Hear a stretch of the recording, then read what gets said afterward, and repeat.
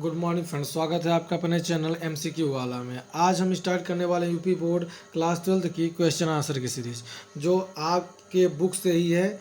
एकदम आपके बुक से नोट्स बनाने के लिए एकदम परफेक्ट है। ठीक है फ्रेंड्स, अगर आप चैनल को अच्छा लगे तो चैनल को लाइक और सब्सक्राइब जरूर करिएगा। ठीक है फ्रेंड्स, आज का पार्ट हम लेकर चले, उसके बाद पार्ट 2 कवर करेंगे। ठीक है फ्रेंड्स, चलिए स्टार्ट करते हैं। शॉर्ट आंसर पहला है हमारा कि हमारा चैप्टर फर्स्ट है लॉस्ट स्प्रिंग का, जो हम क्वेश्चन आंसर चला रहे हैं। ठीक है, शॉर्ट आंसर टाइप क्वेश्चन है। ठीक है फ्रेंड, लिखा है answer the following question is not more than 30 word. कह रहा है निम्नलिखित प्रश्नों के उत्तर लगभग 30 शब्दों में दीजिए। आपकी एनसीईआरटी बुक से है। ठीक है फ्रेंड्स, चलिए देखते हैं। Y did Anees Jung ask Saheb about the school, what was it impact on Saheb. कह रहा है कि अनीस जंग ने साहेब से स्कूल के बारे में क्यों पूछा, इसका साहेब पर क्या प्रभाव पड़ा। चलिए आंसर देखते हैं। Anees Jung asked Saheb about the school because she wanted to know about the intention of Sahib regarding studies. At the author's offer, Sahib immediately got ready to join the school, though the author offered him non-seriously. Hindi है इसका। अनीस जंग ने साहब से school के बारे में पूछा क्योंकि वह पढ़ाई को लेकर साहब का इरादा जानना चाहती थी। लेखिका के प्रस्ताव पर साहब स्कूल ज्वाइन आने के लिए तुरंत तैयार हो गया। हालांकि लेखिका ने इसे मजाक या गैर गंभीरता में प्रस्तावना दिया था। ठीक है फ्रेंड, चलिए अगला देखते हैं। हमारा दूसरा क्वेश्चन है, why did Saheb and other rag pickers not wearing chappals question mark, what excuses did they give for it.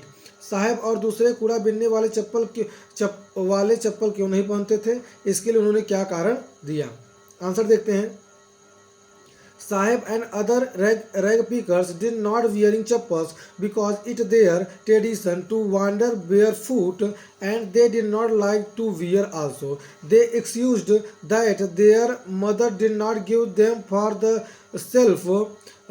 कह रहे साहब और दूसरे कूड़ा बिनने वाले चप्पल नहीं पहनते थे क्योंकि नंगे पैर घूमना उनका रिवाज था और ये पहनना पसंद भी नहीं करते थे। उन्होंने बहाना बनाया, कारण बताया कि उनकी माँ उन्हें अलमारी रखने का स्थान से नहीं देती है, मतलब उन्हें जो चप्पल रखने का स्थान है उनको उनकी माता नहीं देती हैं। ठीक है फ्रेंड्स, क्वेश्चन नंबर 2 था। हम चलते क्वेश्चन नंबर तीसरा देखते हैं।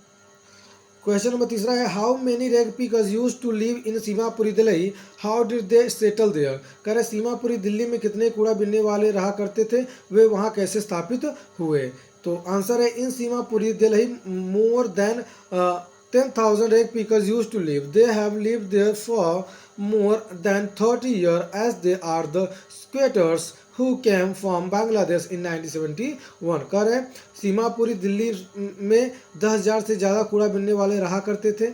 वे वहाँ पर 30 से अधिक वर्षों से रह रहे हैं क्योंकि वे बांग्लादेश से सन 1971 में आए शरणार्थी हैं। ठीक है फ्रेंड्स, चलिए क्वेश्चन नंबर 4 में चलते हैं।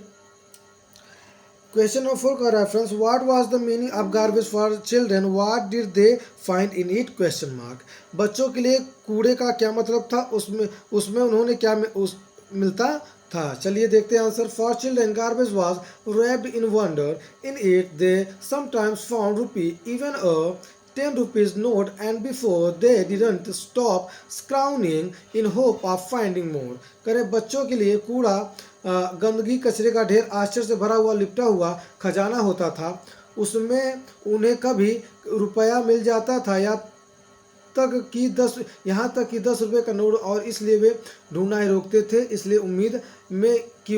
इसलिए वो ढूंढना नहीं रोकते थे कूड़ा कचरों में चीज़ों को, कि उनको उम्मीद रहती थी उनको कुछ ना कुछ पैसा मिल जाएगा। ठीक है फ्रेंड, पांचवा देखते हैं। वाई डिड साहब join the job eight milk booth, what was the paid for his service. तो साहब ने दूध के बूथ पर नौकरी क्यों की, उसकी सेवा के लिए उसके क्या दिया गया था। चलिए आंसर देखते हैं।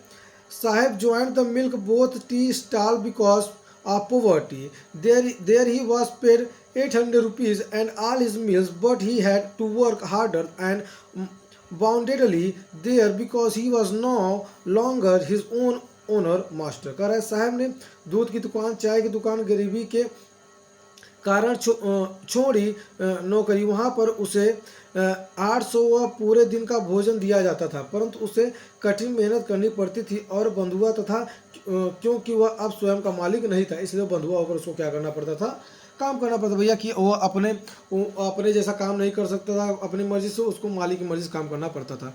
आगे देखते हैं,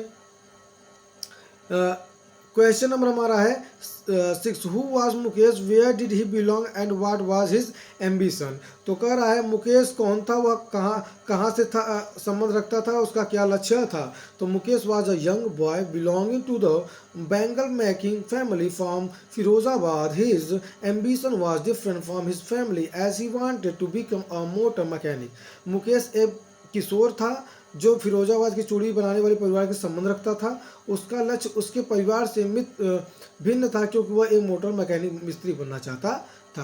क्वेश्चन नंबर 7वां देखते हैं फ्रेंड्स, क्या कह रहा है, why did Mukesh volunteer to take the narrator home who were there in the home, question mark. कह रहा है मुकेश ने कहानीकार को घर ले जाने के लिए क्यों नेतृत्व किया, वहाँ पर घर में कौन थे।